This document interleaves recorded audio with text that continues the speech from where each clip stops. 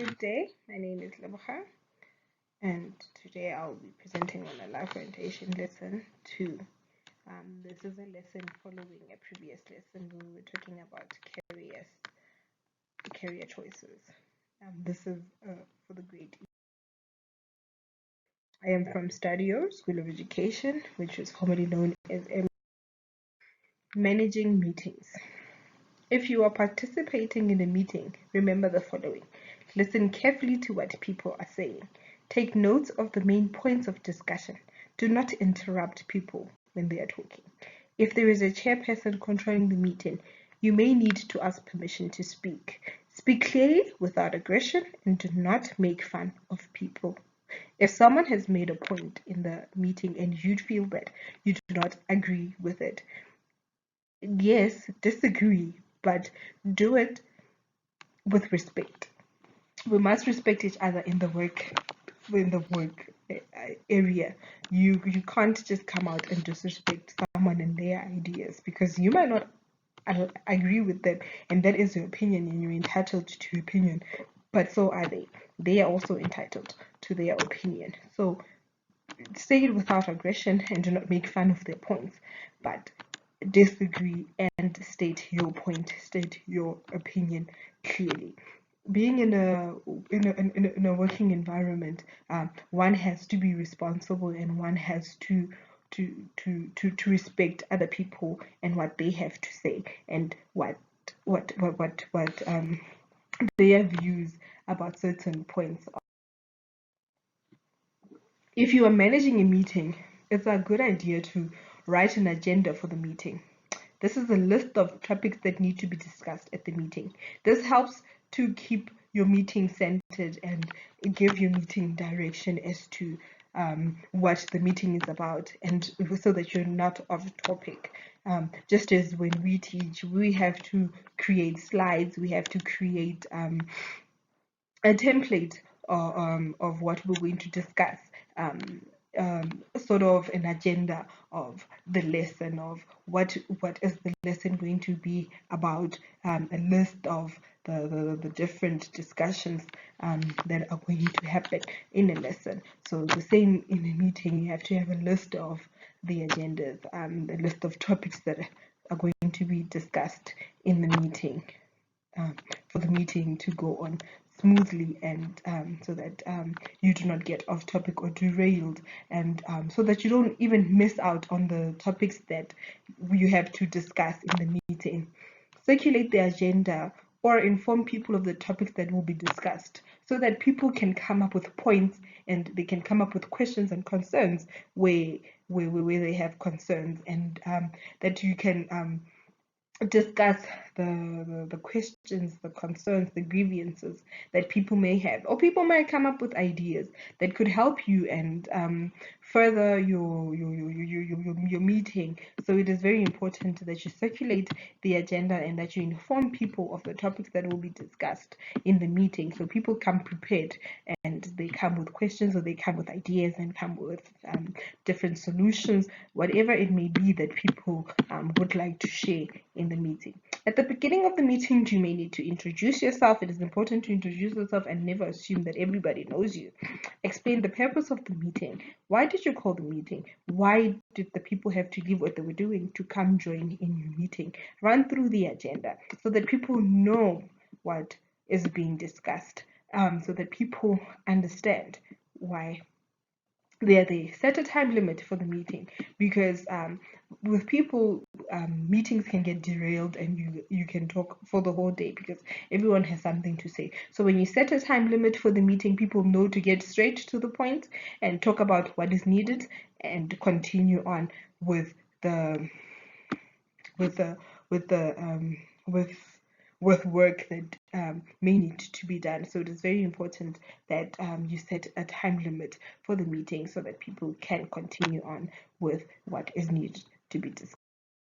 Introduce each item on the agenda, discuss it, and then invite people to contribute. This is very important because you do not want a meeting to be one-sided where you just talk and people listen, because this might start office gossips where people go out of the meeting to discuss things that were discussed in the meeting. So it is always important that we discuss everything that is needed in the meeting in the time frame as well. Only allow one person to speak at a time. It is a professional setting after all, so people are professional and should be professional and intelligent enough to allow one person to speak at a time, listen to what they have to say, and only answer when the person has finished speaking. And if you were given the chance to answer, if you were acknowledged that you may answer or you may ask a question. Stop people from interrupting others or you. That is very important. People need to respect other people when they talk. Even in a classroom setting, when one speaks, the other one should listen and give the other one the opportunity to speak. Interrupting people is very rude and it is very unprofessional. It is important that people listen and stop interrupting others when they speak. Do not allow people to take over the meeting or to speak for too long. It is easy for people to take over the meeting and make it about them or make it their own meeting, or they speak for too long that you don't get what the point was to begin with, or you even forget the purpose of the meeting. It's very important to stay on time and to stay on the purpose and to stay on the relevant topics of the meeting. Take notes of decisions and important points. It is always important to diarize or note what is being discussed in the meeting. The important points that may arise, it's very important to write them down, because you may forget just after the meeting, and then that defeats the purpose of having a meeting in the first place, because that means you will keep having the same meeting about the same things, because nothing will ever will be resolved, as important points will have been lost in the meeting. Be aware of the time and set time limits for each item if necessary. You can't talk about coffee breaks the whole time, where else you still need to address more important and pressing matters. So set times for different topics according to their importance in terms of the company and in terms of moving forward. It is very important that we be aware of time and you set time limits for each item and according to their importance. Managing projects. When you are given a task, you should clarify exactly what is required and by when. What do you need to do? And by when should you have done it?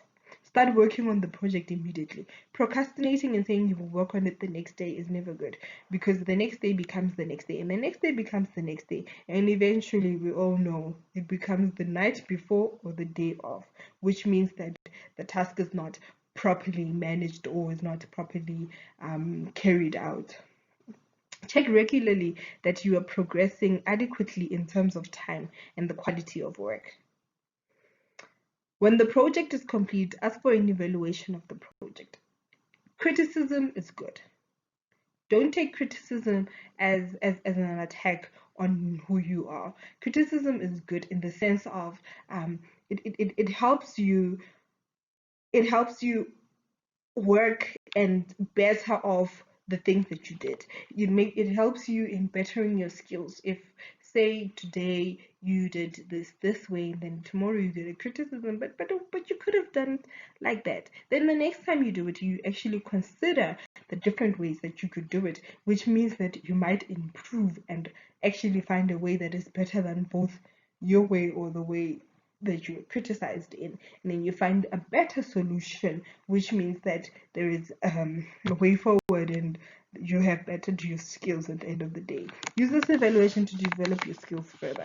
Like I said, bettering yourself, bettering your skills, finding better things to use, better time management.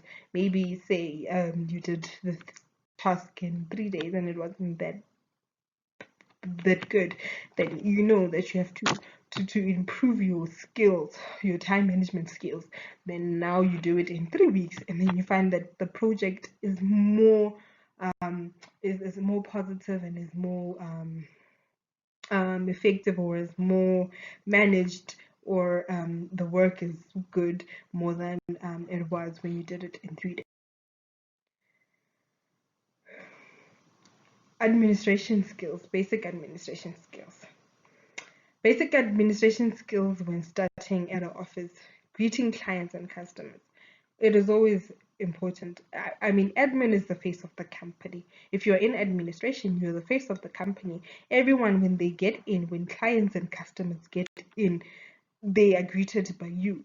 Then you are the face of the company. You are who they see before the company, which means that what the energy they get from you, they associate with the company. So when you greet clients and customers and you welcome them with a smile and with good energy, then they are more likely to stay and support the company because of your energy. Answering telephones. Have good telephone etiquette. Know how to answer the phone. Greet when you answer the phone. Introduce yourself when you answer the phone. It is always important to introduce yourself and state the company that you work for. Taking memos. It is always important to take good memos. Storing, organizing, and managing files. Manage your files correctly because the company relies on the way you store and manage and you organize the files, because files are always important. It's documentation, it's paper trail. It is always important in a company. Sending and receiving correspondence, very important. Basic bookkeeping, very important. Planning events like board meeting and luncheons. Scheduling appointments and preparing presentation materials. Taking dictation and or recording the minutes of meetings. It is always important because a lot of things are said in the meetings, and we don't want them to be lost in the meeting. So recording the minutes of a meeting is always very important, or writing down word for word, verbatim of the meeting is always important, because one gets to reflect upon the meeting and realize what was said and what was missed and stuff like that. So it is very important. The work of an administrator is very important as it holds a company. Overview of skills: how to prepare for an interview. Panel interview hints. The interviews will take note of your answers, your reaction to the questions, your appearance, your general conduct, how you act and behave. I mean, it is how you answer questions is very important. Are you confident in your answers? Are you asking them when they ask you questions? Are you like, I think it is this? No. You answer what you believe, what you think is the right question. You do it with assertiveness and confidence, but still respectful. Your reaction to the question: don't be surprised with appropriate questions. I mean, if they're asking you, if you're enrolling for a meat business, if they ask you the different types of meat portions, you can't be surprised, because that is part of the job. Your appearance, it is very important for one to dress accordingly and neatly and tidy and professionally. I mean, going to a job interview, where to a corporate job interview in jeans is not ideal. So your appearance is also very important. Your general conduct of how you act and behave, how you carry yourself as an individual is also very important, because after all, you are a person that they will have to work with in future. Take your interview seriously. Prepare for the interview by researching the organization, company, or institute. Know what it does and what its mission statement says. This is very important. Know what the company is about, what the company is for as a company. Research what they do. I mean, wouldn't it be embarrassing if you went to a company that deals with food and meat and whatnot? Then you get there, and then you're talking about sneakers and t-shirts. I mean, that would be very embarrassing. You don't even know what the company does, but yet you are applying for a position there. So it is very important that you take your interview seriously and that you prepare for your interview. Try to predict which questions they will ask you and prepare your answers. If you are applying for a teaching position, you know they're going to ask you, how are you going to manage your class? How are you going to teach your class? What's your teaching philosophy? So prepare accordingly. Prepare accordingly to answer the questions to the best of your ability. Know what position you are applying for and prepare based on the position. What could they possibly ask me about this position that I'm applying for? And then prepare adequately for the position, for the for the questions and the answers. How to dress for an interview. Dress neatly and with care. Jeans, t-shirts, trainers, and techies, sandals, vests, shorts are not appropriate for an interview. They show that you are sloppy and you don't care. Wear a suit or trousers or shirt, neat skirts or a dress, and clean shoes. It is so important to wear clean shoes because shoes show that you are tidy and you are neat. You just don't care about yourself. Make sure your hair is tidy. Make sure your hair smells good. Make sure your hair is clean. Do not overdress. Avoid evening and shiny clothes. You're not going to church, you're going to a job interview. Keep jewelry to a minimum. Cover tattoos with a long sleeve shirt or a jersey. The do's and the don'ts of going on an interview. Be on time. Those are the do's. Be on time. Look neatly. Keep all your documents in a neat file. Simple and try to relax. Speak clearly. Be honest. Try to remember the names of the interviewers. Thank them for the interview. Don't arrive late. Look untidy. Smoke. Chew gum while talking. Gossip about your previous manager or place of work. Use swear words. Be rude to your interviewers. Refuse to answer questions. These are all the do's and the don'ts of going for an. Transparency and accountability are so important. Transparent, for example, if you are working as a cashier making up change at a point of sale, count the change in front of the customer and invite him or her to check it so that even if it goes missing in their pocket, they don't have the urge to blame it on you because they know that you're transparent in counting the money. Accountability is taking responsibility for actions, products, decisions, and policies that are part of your role in the workplace. Accountability. Expectation and reality. There are many factors that we have to take into account when mapping out our future and planning on work and study. Abilities, interest, opportunities, and resources. What are our abilities? What are we able to do? What are our interests? Am I interested in this job or am I not interested? What are the opportunities? As much as I might have interests, but do I have the opportunity to go into what I'm interested in? Or do I have an opportunity to go into something else? Something that I could always explore and get experience from. Resources. What do I have around me that I can utilize and use to my advantage? Factors to consider when choosing a career. Low stress levels, a positive working environment. I mean, getting a positive work environment is ideal for everyone. We want to be in a place where there's low stress level, where there is a positive vibe in the environment, having a sense of accomplishment, fair remuneration, safety and security. We all want to feel safe and secure in our workplace. I mean, we don't want to feel like we are going to be attacked at any time in our workplace. Stimulation. Is the work stimulating me, or am I just stagnant in one place and bored at work and I feel like there's no way forward? Or is there some stimulation? And am I going forward? Am I learning more and more and more about the job each day? Inclusion, health, reasonable hours.